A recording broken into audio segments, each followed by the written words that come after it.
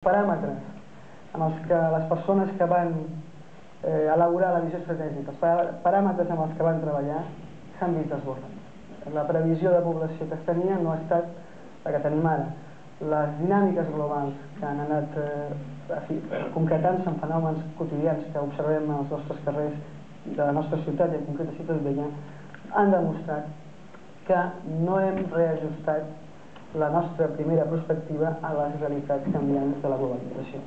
I per tant, aquí el que ens ha d'alguna manera sobtat i hem anat redreçant, hem anat corregint la trajectòria amb petits cops de timó, la presència de nouvinguts que passava a l'horitzó que havíem imaginat d'acollida que tindríem que gestionar. Això ha tingut un efecte claríssim en la xarxa escolar, en la xarxa assistencial, l'habitatge i laboral. No havíem previst l'èxit de destí turístic i com el low cost i com tota aquesta mobilitat general quin paper jugaria. No havíem imaginat tota la dinàmica, la mobilitat econòmica del capital, no?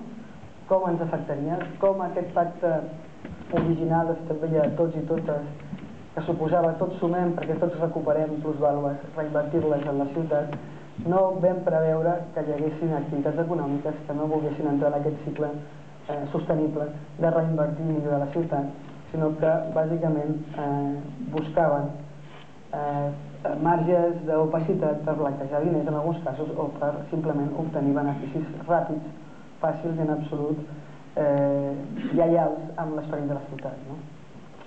No vam tenir tampoc massa visió, no vam preveure com tot això ens afectaria en la qualitat de l'espai públic. És a dir, no vam preveure que determinades activitats privades en les nostres plantes baixes del nostre districte acabarien generant unes dinàmiques en l'espai públic conflictives.